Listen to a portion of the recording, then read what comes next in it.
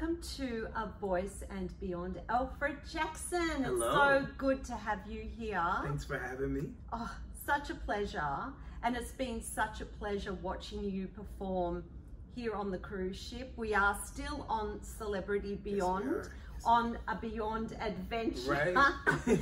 And I feel very privileged to be able to speak to you as performers here on the ship and get an insight into what life is like for you, but also what your backgrounds are. And you are a singer-songwriter. I am. You are a recording artist. I am. You are a musical theatre performer. I am. A guest entertainer here with Celebrity Cruise Lines as part of a three-piece boy band called Uptown. And you perform soul, Motown, funk. Yes. Yeah. All of that. And so beautifully, and it is such a high energy show. Thank you. And your energy level is next level. As a singer, as a dancer, your choreo, I don't know how you do it. I think you must train on a treadmill. You know, I did do some of that growing up, running on a treadmill, running and doing the breathing techniques while out in the street doing a good jog. So yeah, a lot of training in that, but I just always wanted to perfect that so you didn't hear me out of breath. I've never heard you out of breath. And not only that, I don't even see your shoulders moving like you are out of breath. And even when you speak after you've done that choreo, everything is so calm. Yeah, it's about a pace. I think for me, I learned the choreo, and then I figure out how I'm going to get that note out, or what's the best way to execute the movement. So yeah, it's all about a pace. And like I said, I don't want anyone to know that I'm tired or out of breath. I want people to be like, wow, he really did this nonstop, and we can't hear any heavy breathing. No. And I've seen 3 of your shows. Yes. And one I've seen twice. And the second time I watched that show, because I'd already seen it, I was kind of then micro watching it and just seeing what you were all doing and how you were doing it. And not only, like as I said, are you high energy, and not only is the singing so powerful, but just, I know we're getting ahead of ourselves here, but while we're talking about this, do you have input in that choreography? And is there a time you go, okay, whoever is choreographing this, do you say to them, that is too much? So when the show was first created, it was created by Joel. He and the other 2 guys, they put the movement together. Over time, the show has evolved. And when we do add new songs, we do give input. We'll go, oh, and sometimes we'll be like, that's a bit much. That's a bit much. Or we'll go, how do we pace ourselves to make sure that we can execute this vocally? And then we'll just do the movement over and over again. And I'm a perfectionist, so I like to find ways to think of creative ways to get that note out, whether it be in a movie. If it's a squat and I've got to hit that note, how do I hold it there and then shoot that note out? You're from LA. Yes, born and raised from California. And you did tell me earlier that you have moved around, but where did your singing journey commence? Oh my goodness. Started in church at the age of 4. And where did we live around that time? Gardena. I've never heard of Gardena. It sounds very green. Yeah, in LA, Gardena is where I think my first memory of my first place as a child. We went to church, and I started singing in church. My auntie was the choir director. And I had 2 cousins, they're twins, and we were like the 3 amigos. So whenever I had a solo, my cousins was right there to back me. So that was where it all started. It all started in church. At 4? At 4. That is ridiculous. You must have had an amazing voice, you know, pitch-wise even, to be able to pitch at that age. Well, yeah, it was, I learned to mimic artists growing up. So for me, it was very like, ooh, I like the way Michael Jackson sounds. At 4 years old, I'm gonna make a J. You know, so my mom would be like, what is he doing? What is he doing? So they gave me a solo, and it wasn't like it was a little 4-year-old singing a song. It was like, okay, he's owning this. He's owning this. And I think from out the gate, my mom was all about stage presence. So she was like, there was a song called I'm a child of God. So there was a line, you go, tell him I'm a child of God. So my mom said, when you get up there, you go, tell him I'm a child of God. So when I would, 4-year-old, when your parents tell you to do something, you want to make them proud. So I'm singing a song and I go, tell him I'm a child of God. And I look at my mom like, I did it. You know what I mean? I think that was the catapult into being a performer.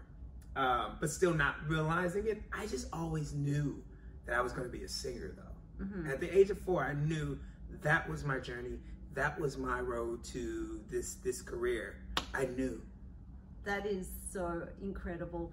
But I totally relate to that because I knew too when I don't think I was 4, but I would have been around 5. Okay. But not singing solos in a church, but singing incredible solos in the lounge room with all the doors and windows shut.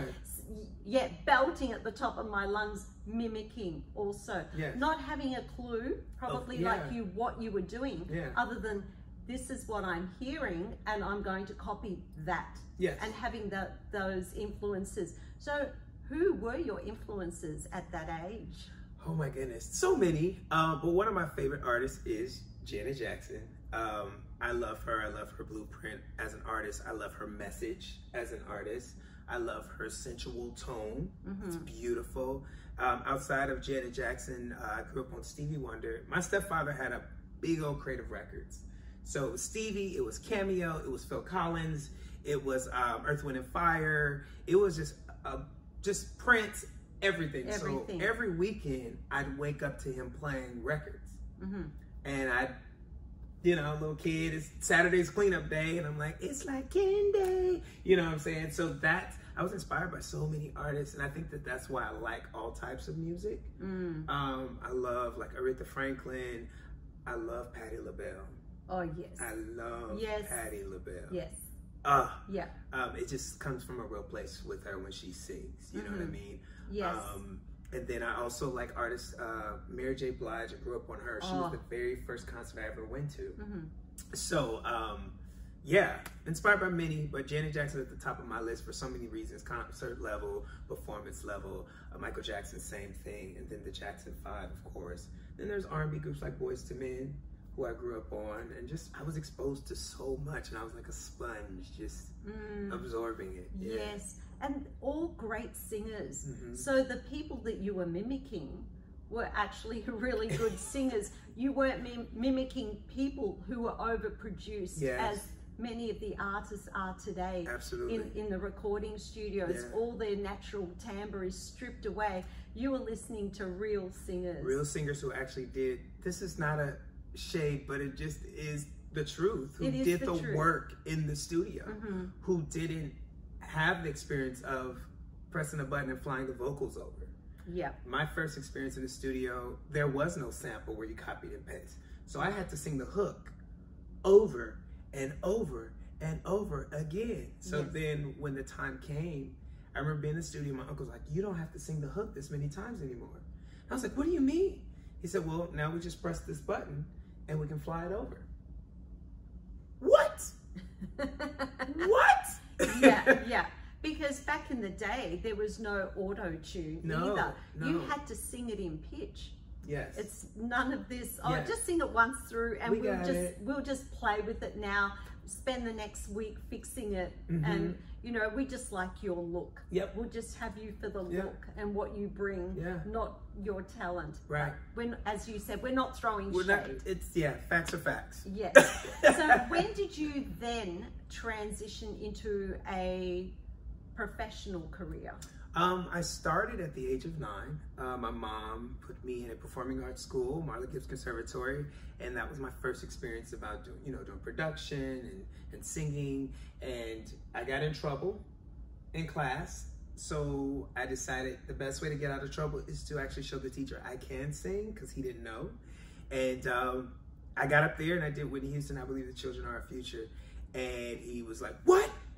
The whole time? You've been here the whole time?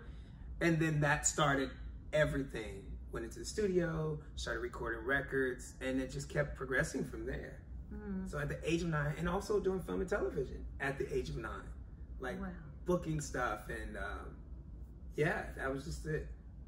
That's incredible. And you shared a little secret with me, and that is that your mum is your manager. Yes. And I had to laugh because, like, I'm going, oh my gosh, I kind of do that with my kids as well, but not to the extent that your mum does. But she walked beside you. Yes. At the age of 9, if you're working with these kinds of people in recording companies, music labels, you must have been exposed to things that you weren't prepared for. Absolutely. And did not understand. Absolutely. And that you must have been like so grateful that you had your mum walking beside Absolutely. you. I'm so thankful that she was there the whole time. And even when she decided to let someone else try to manage me, she still was over their shoulder like, hey. But if it wasn't for her, I wouldn't be where I am today. And I think that my few record deals that I had, they would try to, hey, we want to take him to do this. She was like, that's great. I'm coming with him. There was no, you couldn't get me without my mom. And a lot of people didn't like that. But she was protecting me because you can be exposed to so much in the music industry. It's a crazy place. It's a crazy place. And, I've had experiences where the execs that I was, under might be having affairs. And I was confused as a kid, like, wait, didn't I just meet their wife? I'm not sure what's going on. And just being exposed to different set of morals. Yes. You see a lot. And I feel for the the artists who have started off at a young age and were very successful, because you're exposed to so much. And they tend to push you to do what they want. And because my mother was there, they didn't have a chance. She was like, he sings about what he wants to sing about. He'll write about what he wants to write about. Do not ask him to do something he does not want to do. Oh my gosh, you're so lucky. You're so lucky. Because how many of these child stars end up really messed up? Yeah. And as you shared with me earlier, I always thought that, say for example, Britney Spears, that her father micromanaged her and was always present in all the dealings with record companies, executives. But as you said, he kind of said, well, no, take my child and do what you want with her. When she started after the Mickey Mouse Club, because I am a fan of Britney Spears. Yes, same. I watched the whole documentary and, just kind of studied her path, her journey. She had an opportunity, and her parents allowed her to go to New York without them and live there. They did have a, what's the word I'm looking for? Chaperone. Yes. And she stayed with her, but still Britney was exposed to a lot of things at a young age. And then they also changed the way she would perform and sing. Because Britney was a country singer, a belter. And then they were like, we want you to do pop. You don't have to worry about that. And guess what happens when you don't practice working your muscle? You forget. You don't know how to use it, And that's what happened. Yeah. And I think that it's very important that parents are in the room with their children, especially if they're getting a record deal, because they are exposed. So you have to protect them. Yes. And you said earlier as well that your first experience in New York, your mum was there with you. Yes. And there was another time when you went to North Carolina. Yes. And it was your mum and your sister. And my sister. So the record label moved from New York to North Carolina, and they just wanted the artists to be in a comfortable space, be able to create. And so they were like, we want Alfred to come to North Carolina. She was like, great, get us a ticket. And she's like, also his sister's coming. So she was like, this is a family trip. We're gonna go together. And it literally was that. And it's funny because I didn't tell you this, but my sister's a singer as well. Oh, okay. And she was just a sponge watching her brother experience all these things. Here I am traveling at this point, maybe 13, 14, in these major studios, and the pressure of being, okay, you gotta write these songs, and not knowing what to do because this is all new. Yeah. It's just fun when you're a kid. Yeah. I just wanna sing, I wanna dance, but you don't think about the business part and also people taking the fun out of your creativity. And that is a challenge. and they're trying to mold you into being someone that you're not. Yes. And something that you're not comfortable with. So how different do you think your journey would have been if you didn't have your mum there to step in and to speak up in situations where you had an authoritative figure telling you what to do, and you probably wouldn't have had a voice in that situation as a youngster? Yeah, I think if my mother wasn't around during the process, I probably would be an artist that I'm not. I would have been exposed to things that I shouldn't have been exposed to. I wouldn't be the man I am today. You know what I mean? Yes. Because if you just go out there, they're like, do this, do this, do this. This is who you are. You're still learning who you are as a young man and still developing. Yeah. And the powers that be say, I need you to record it this way. But to have your mother there who knows who you are and believes in who you are, to say he doesn't understand that, or he's not going to do that. And she was never rude to the record exec. She's just like, that's not him. Did you ever feel vulnerable at any time, even with your mum there? Was there ever a time where you felt, oh, you know, I'm just not comfortable here, I don't want to be here? You shared one story about being in the back of the cab. There was one time we were in New York, and I was having dinner with one of the record execs and their wife, and we were getting ready to park the car, and his wife was nagging him about parking here, parking there, and he snapped at her, and he didn't say some nice things to her, which triggered something for me, which made me cry. And how old were you at that time? I probably was 13 or 14, and he didn't understand why I was crying. And my mom was like, he doesn't like that. He doesn't like men disrespecting women. You know, she's like, he grew up seeing me and his stepfather have issues. He doesn't like that. And so I remember he apologized, and we sat at the table, and he was like, I'm sorry, honey, right? We're sorry. And they kissed, like, look, we're fine. I was like, I said, your wife is not your dog. You don't mistreat her. Like, and I'm a little kid, and I'm just telling him, like, I don't like that. That's disrespectful. She is your prize. Like, don't do that. And it was a moment where I was like, I literally took the moment. I said, I want to go home. Wow. I'm not surprised that even back then you were like that, because just in the few times that we've spoken and I've got to know you a little bit more, you truly are a gentleman, and you're so together. Oh, thank you. I mean, many performing artists that have had your journey are not, but you are just so together. You have, I can see, amazing morals, and credit to you, and credit to your mum. Yes. Thank goodness for the momager. Yes, momager. Yes. Oh. You know, it's not easy being, you know, the son and being an artist, and your mom may not, as an adult, I'm older now, may not like everything I write. You know, she might be like, ooh, I don't. In terms of content, lyrics. I don't know. I'm like, Mom, I'm older now. I can't be this little boy, but now I'm ready to talk about these things, you know. And she'll kind of go, okay, now some of her favorite songs. At first it was like too much information, and now it's like, okay, I actually don't mind that tune. It's got a nice and she's beat. singing it in the kitchen. It's happening. Yeah. But it's those parents who are managers, there's a moment of growing pains. You have to realize your child is also growing up, and you have to allow room for that. And sometimes they may go in the wrong direction. I was in a boy band. My mother said, do not do it. You are a solo artist. Do not go to that boy band. I didn't listen. I went. But there was a lesson in it. There was a lesson in it. I wouldn't be the vocalist I am today if I wasn't in that group. Watching you interact with the other two members of Uptown on stage, you have a very, well, you described it as loud. Someone had said you were loud. And you have a very resonant voice.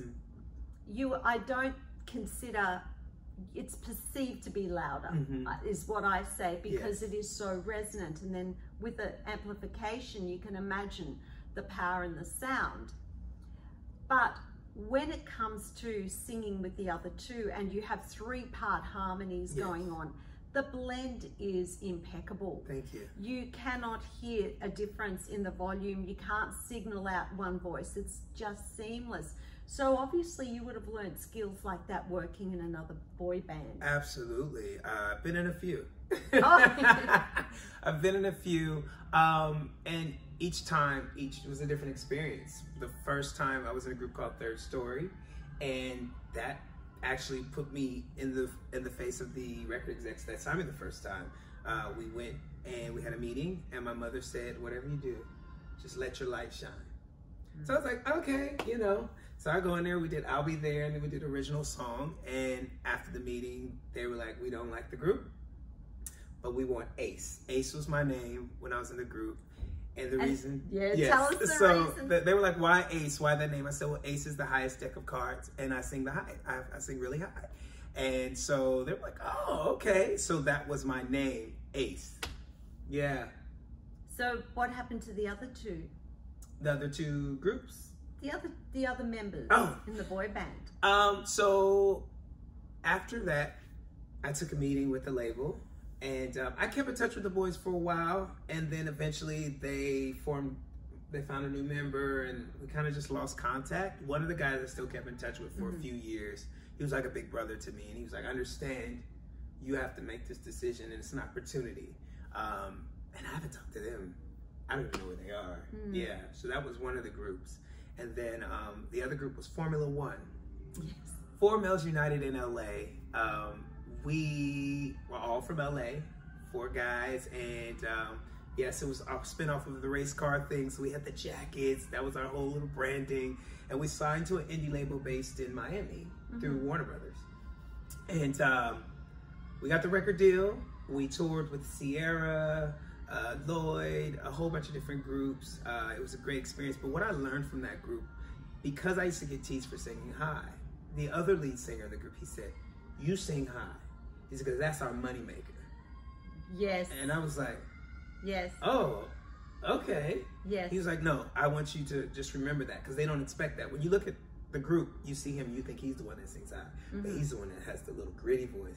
Then you look at me thinking I'm the one with the gritty voice, but I'm the one with the high voice. So you do sing so high. And I was trying to figure out, okay, so I can't always hear a note and go, it's an A4 or whatever it is. Right.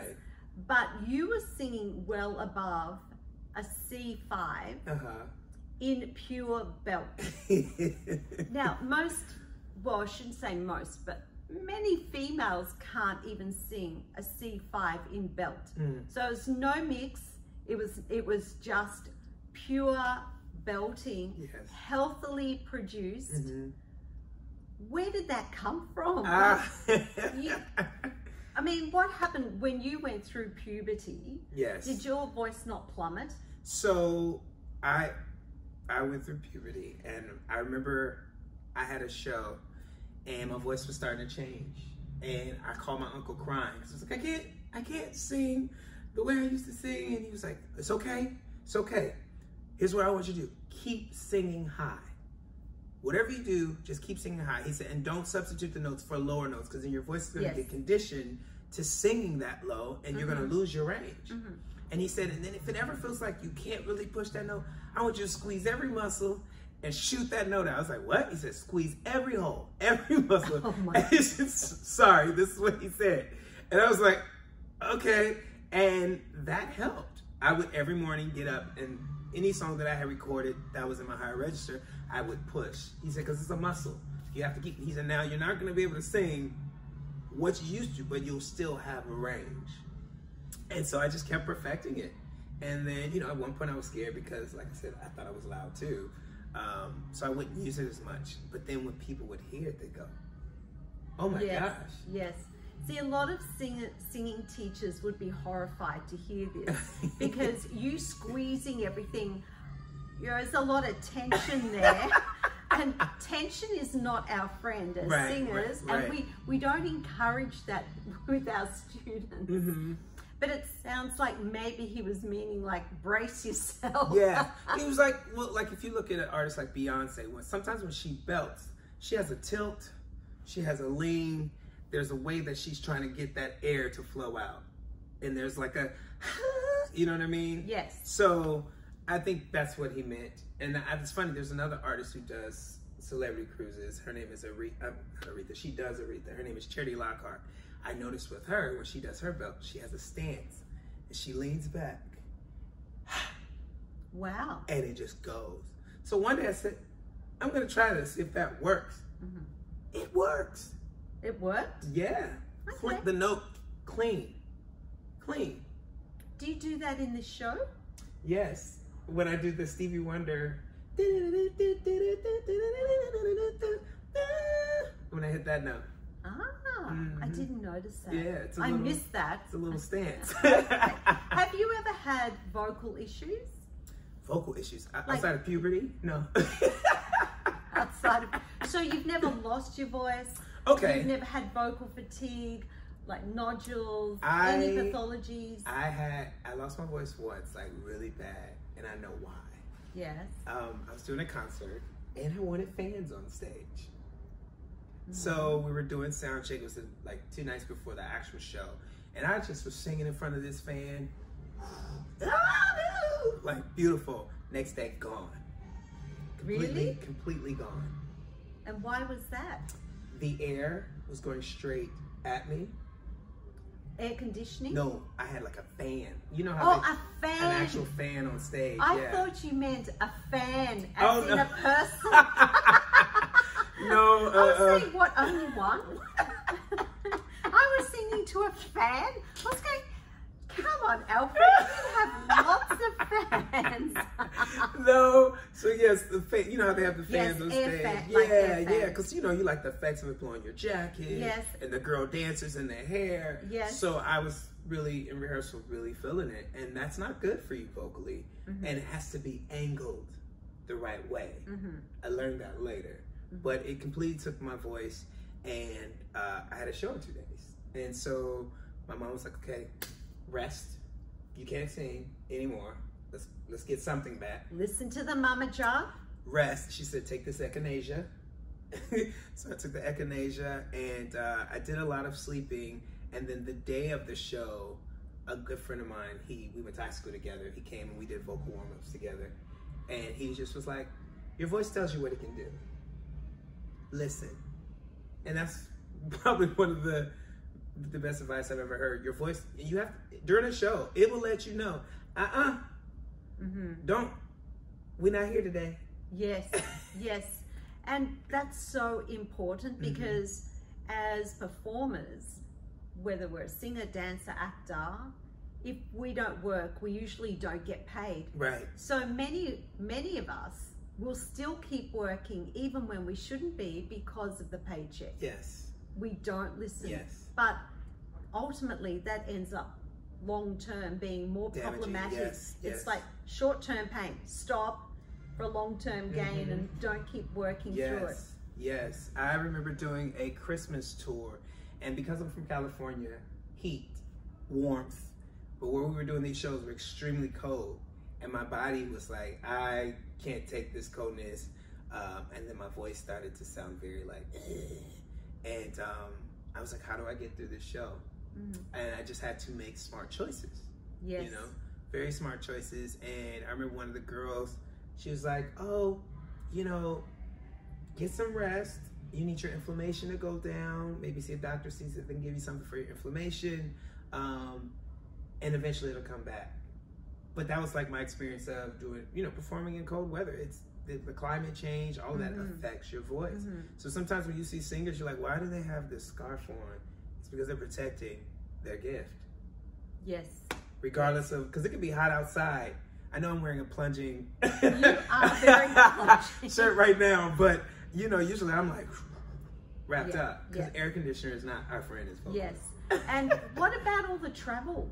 Does that, because as a guest entertainer at the moment, I know you've done a lot of traveling throughout your career. Yes. and we're still getting to some of those other highlights of your career.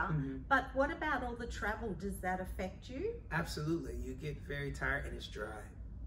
It can be very dry from all the traveling. And then we did a show recently where we got off the plane and went straight to the ship, and they were like, "You have a show tonight." Huh?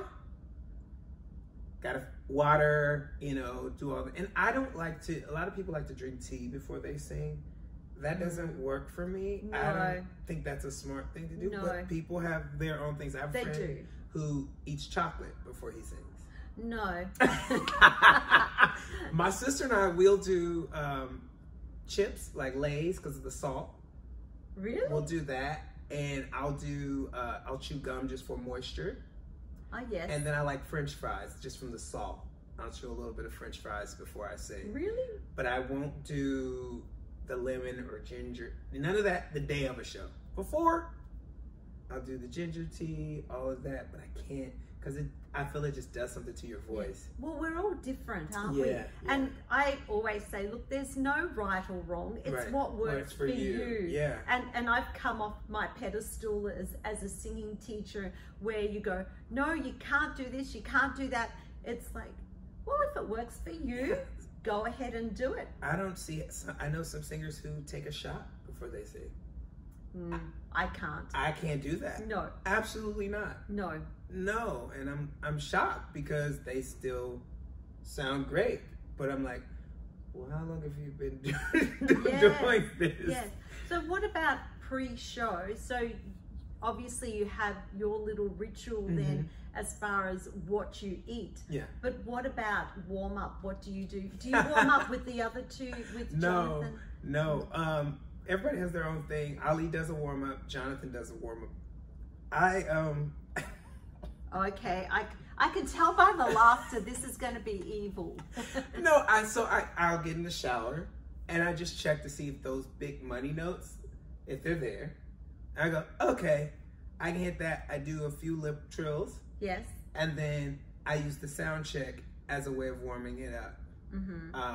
That's usually what I do. Do you do your sound check full out? Ish. Yes, because I like to make sure that it's there.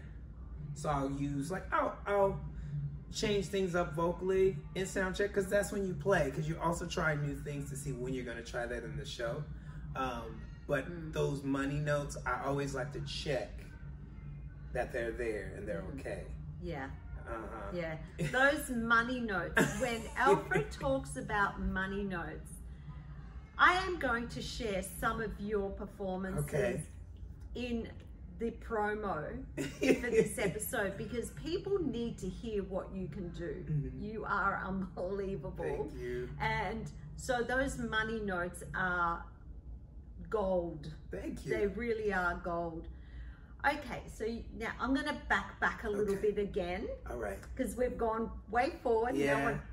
Now, all very relevant and amazing to hear. All these recording opportunities, what ended up amounting with those? Has anything, did your career propel forward as a result of recording contracts? So with recording, so basically I had a publishing deal, and that went somewhere. I had a few song placements. I did a TV show. I wrote an opening theme song for Cindy Margolis at the time. I had a song on Ally McMill's show. But outside of the publishing, as far as the record deal goes, it was they would either shop me and things didn't work out relationship wise, or I just felt like we hit a wall. So let's just cut our ties. And there was one where they were like, we're not letting you out of your contract. Why? If it's not working out? Because we don't want to. Okay, so no reason. No reason. So I was just like, okay. So with this particular contract, you know, after 7 years, doesn't exist anymore. So that's kind of what happened. And you could, there's ways, I'm not gonna say, but there are ways to get around. I mean, you have different names as an artist, so yes, yes, you know, right. So I never thought of that. You signed that artist. I'm this artist. Wow. So you don't, so just say that they have music rights or copyright or publishing rights for 5 years and you've signed as Alfred Jackson, and then you go and sign as Ace, AJ. They can't do anything about it. Because I'm not even touching those songs. It's a whole new... Wow, I didn't even consider that. Yeah. There are ways, and also have a good lawyer. Always helpful. And a good momager. And a good momager, yes. But yeah, bad contracts, them not happening. I remember meeting with one record executive. I just knew this was it. I've got the deal. And he kept flying me to New York, Miami. I was like, I'm meeting all the artists, like some of my favorite artists. And I was like, this is gonna happen. This is gonna happen. And then after all of that, ghost, nothing, no call. And then a few months went by, and then he's like, hey, I'm in LA. I want you to come down to the hotel and meet Johnny Gill and all these artists who I grew up loving. And I'm sitting in the room with these guys. And it was a meeting about being a writer. And I was like, I still want to be an artist. So we went into a separate room and I said, hey, I'm ready. And he said, you have to understand how it works. A record label is like, think of it like a football team. You've got your varsity, you got all these different players that you've got to take care of first, and you just got to wait in line. And I just was like, wow. So there's nothing about me that makes you want to just, because the line is, you're a star. You're a star. You're a star. Yes. Okay. And? Now what? Yeah. You know, well, let's start you off with writing.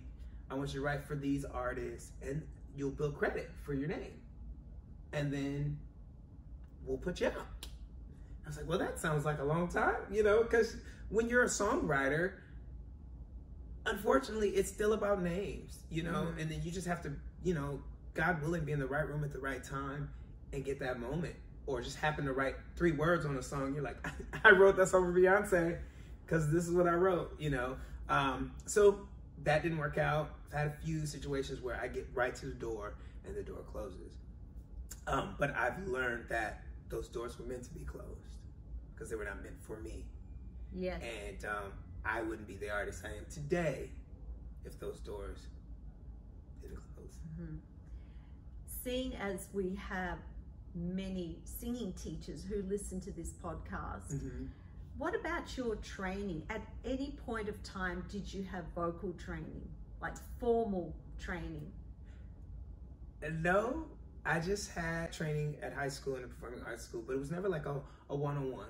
I will say there was one teacher named was Cassie Davis, and we were doing Fame, the musical Fame, one of my favorites. Yes. Favorite character is Nick. You know Nick? So it was time for me to do my solo with her. She's like, what'd you do today? I said, I went to the studio before I came here. She's like, really? What'd you record? I said, this song I wrote. She said, what's it called? I said, Baby, I'm Sorry. She said, sing it for me. So I was like, Baby, I'm sorry. She said, what? I said, Baby, I'm sorry. What? Babe, she said, stop. What are you saying? I said, what do you mean? She said, open your mouth. Baby, I'm sorry. Sing it. And I was like, well, I thought, she's like, no one understands that. Baby, I'm sorry. She's like, don't sing like that. Don't sing like that. Let it out. Open your mouth. And when she said that, it was like, okay. So that was probably the closest thing to like a, one-on-one. Other than that, it's being in the studio with different vocal arrangers and kind of going, sing like this. There's that mimicking thing again. Oh, sure, I can do that. But yeah, just being exposed and being in the performing arts. Yes. So have you learned how to, there's a thing in the singing voice community about the word support. Absolutely. Some people don't like the word support, but I'm going to use it. So have you learned about how to support the voice and how to manage breath and airflow? Yes. So they teach that at the school. Oh, at the... With the class, yeah, at the conservatory. All of that is taught at the school. Okay. So yeah, they'll do like, this is the way these are breathing techniques, these are the exercises, you know, lay on the floor, put a book on your stomach, expand, all of that. So yes. Yes, okay, so you have had that kind yeah, of that kind, just not one-on-one, like, yeah. And what about then you have done a few musicals, and you were in Book of Mormon. I was. In Sydney, Australia. Yes. But you've done a number of musicals. Yes. How did you get into musicals? The conservatory, Amazing Grace Conservatory. It started there. At first it was my love for just music. And then I knew I wanted to be an actor. And then putting those two together, that's the perfect combination, you know? So we did Little Shop of Horrors. I played Seymour. We did West Side Story. I played Arab. We did The Wiz. I was part of the ensemble cast, but it was so great to be a part of the ensemble cast. There was a Yellow Brick Road, the Funky Monkeys, all these different characters, which were very important to the show. And a lot of times as young performers, we get so caught up in the ensemble title, like, I'm really good. I could have been The Wiz. And you have to realize in casting, they cast you in what they need you for. It's a full picture. It's not just you. And I had to learn that. I really had to learn that. And when I did The Wiz, that's when I saw and learned the importance of casting and how they do it. Yes. Yeah. And how was your experience in Australia? Australia's great. How was the show? What about your mum then? How did she feel about the content in that show? Well, I warned her about the show, and she was like, oh yeah, okay, that's fine. What was funny is my grandmother, she's very religious, and she says, I understand you're a performer, and you have to do what you have to do. Congratulations. And I was like, that's big. That's big. Yeah. My mom and my sister, they flew out to Australia for Christmas, and they came to see the show, and they enjoyed it. They thought it was very funny. Did you feel uncomfortable having them there at first? Just that first song, Hasadiga.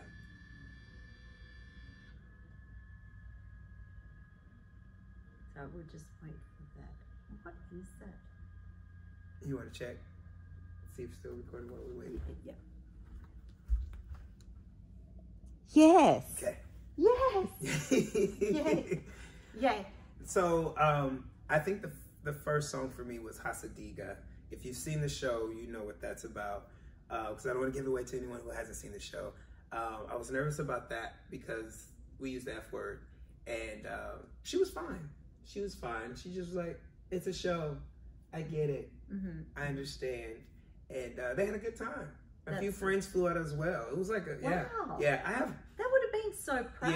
Yeah. I have a great support system, my family, and I have some wonderful, amazing best friends who, when I lived in Japan, flew out to Japan. Like, they're always like, wherever you go, I'm coming. So I appreciate that. That's so cool. And you've also done Universal Studios in Japan. Yes. 4 years? 4 years. You must have loved that gig. I did. You know, I love the culture. I love the discipline. And I was just amazed about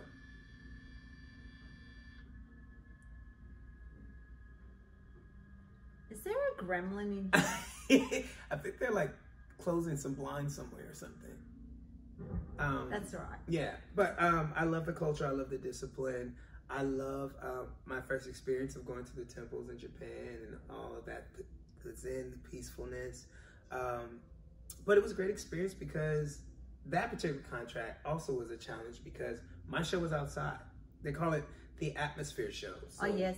So we were outside during the snow, during the rain, during freezing, hot, like we have cold version, hot version. I learned a lot. And sometimes we had to do sound checks at like 5 a.m., which kind of gets your voice to be able to work in any type of weather. And you can wake up and go, yeah, I can sing because I know what to do to sound good at 5 a.m. in the morning.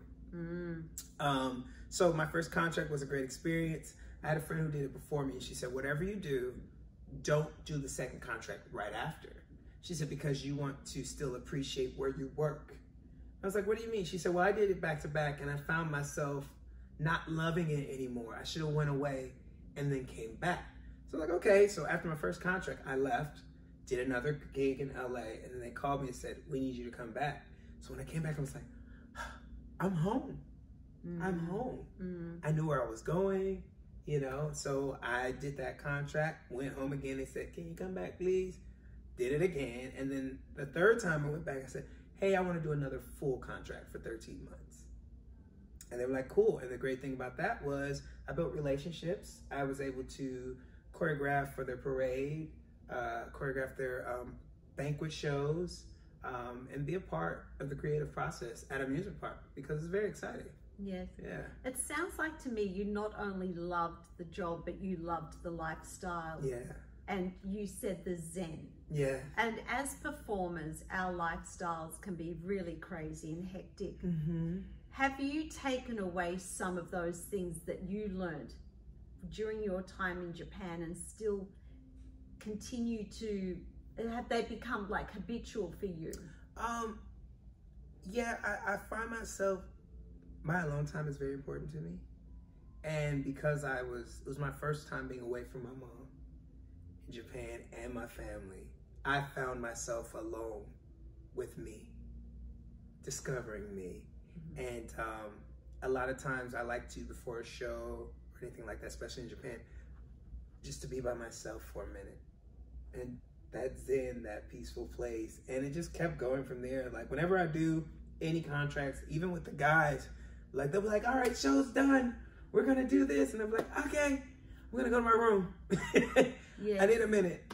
What do you do for self-care in terms of looking after yourself emotionally, physically, and mentally? Yes, self-care. Well, what's important for me is going to the gym keeps me in a good place, working out, and keeping in touch with my family, and getting quotes from my grandmother. Those are some, my grandmother sends quotes to my sister and I every morning. Really? Every day, like an affirmation? Stuff from the Bible or just things she's seen that she thinks would encourage us.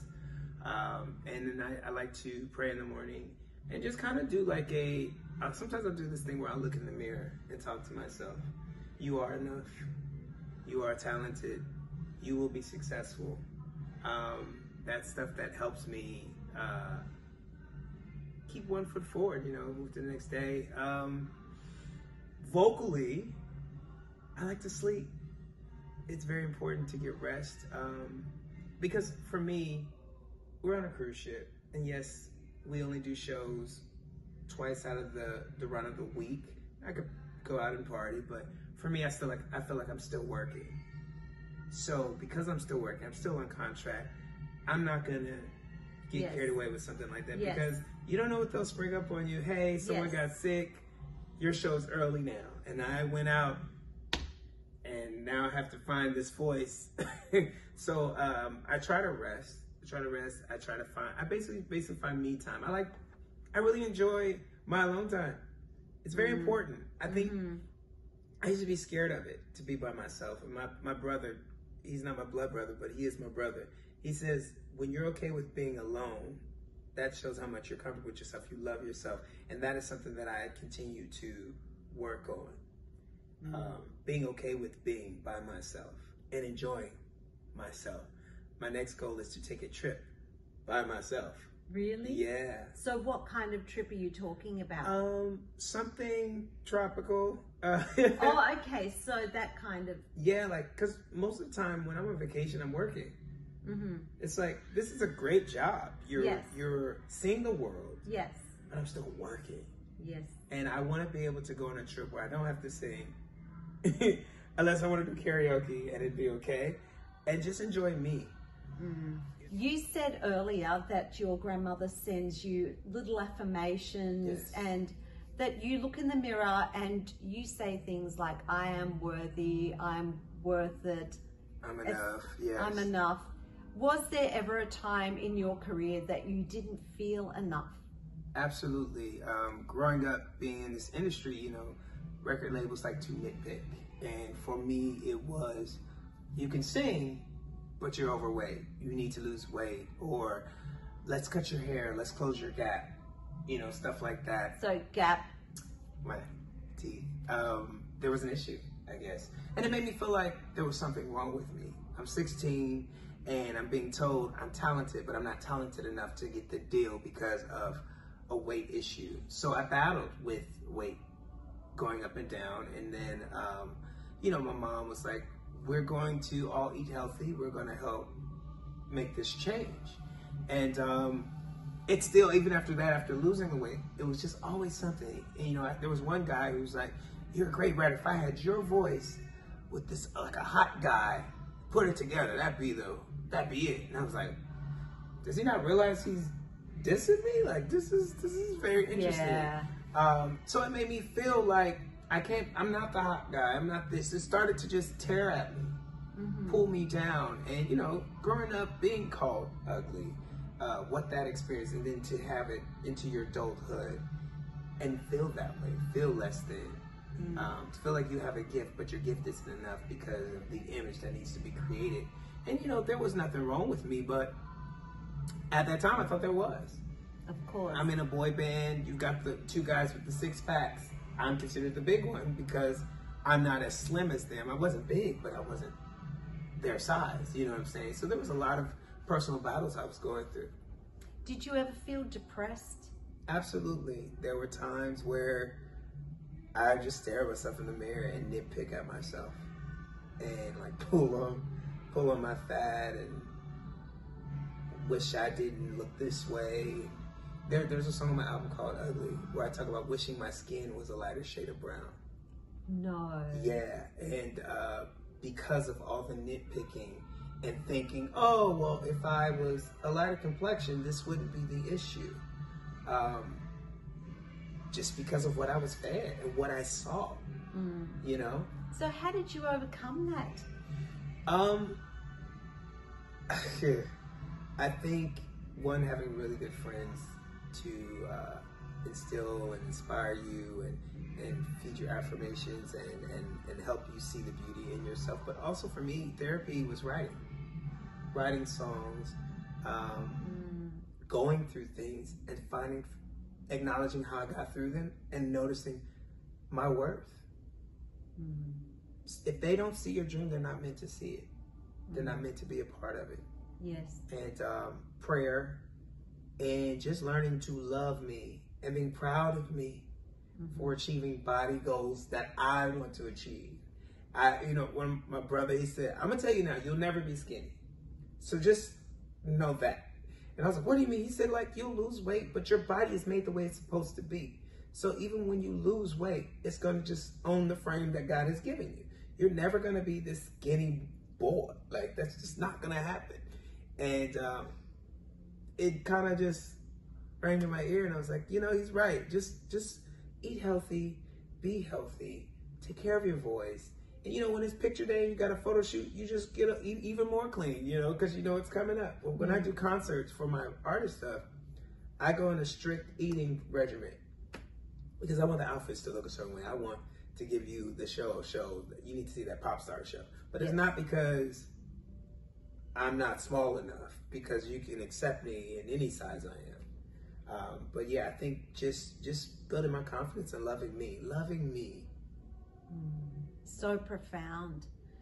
There's a lesson in that for everybody, because so many artists feel like they're the only ones that are going through that kind of thing in this industry, but it's a common thread, and made me realize that it's not just women who are body shamed. I thought it was very much women, but I didn't realize that it was such a thing that guys are too. Yeah. And where are you at now? What are you working on right now? Where am I right now? I just released an album, UGLY, Your Greatest Legacy is You. It came out July 17th, and I'm very, very proud of it because it touches on self-love, self-worth, relationships, knowing when to let go. It's like my own personal diary of my thoughts and my experiences, and I wanted to inspire other people to choose you. It's very important to choose you because you have to do that first. Even in relationships, family, because your happiness is very important. That's how you stay sane. And then you realize what you're willing to put up with and what you're not willing to put up with. The other thing is legacy. In my community, you know, I wasn't taught about legacy. I was taught to survive. And I wanted to encourage more people in my community to the importance of generational wealth. You know, I'm young. I can set a foundation now for my children's children's children.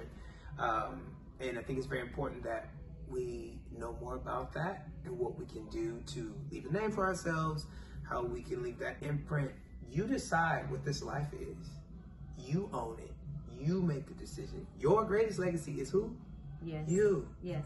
Yes. It's your path. Yes. So yeah, that's what this album is about. Side A, and then side B will come out next year, which is more of pop music because I love to dance. I have noticed. So yeah, I'm really excited. We're in the process of, I'm listening to new records. I've already recorded some records, but you know how that fine tuning goes with recording songs. So in wrapping up, what advice would you give to up and coming artists? My advice to up and coming artists, number one, you are enough. And don't ever compromise what you stand for as an artist, because some people don't see and understand your dream, your brand, and if they don't see it, they're not meant to be a part of it. Don't change what you stand for. It's very, very important. And have fun. Being an artist, you're supposed to have fun. And if someone's taking the fun out of it, they're probably not meant to be in that realm. And surround yourselves with people who are going to be honest with you, to tell you the truth. Your team is very important, but most importantly, be yourself, be authentic, be creative, and don't ever second guess yourself. If you know something that you want to do, just do it. Even if doesn't turn out the way you wanted it to, just do it. Yeah. Because if it doesn't work, you can do something else. No regrets. No regrets. Yes. And what about for singing teachers? What advice have you for singing teachers? My advice for singing teachers is it's very important to let your students know that they're in a safe place. What I tell my students is like, listen, you're gonna crack. You're gonna hit bad notes.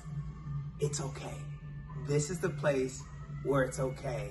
So feel free to explore, because it's safe. It's a safe place. I think that the artist needs to feel safe so that they can explore and be able to grow. Yes. And that's what this podcast stands for too. And that's what I advocate for, is creating safe spaces for all voices to be heard. Yes, because they're all different.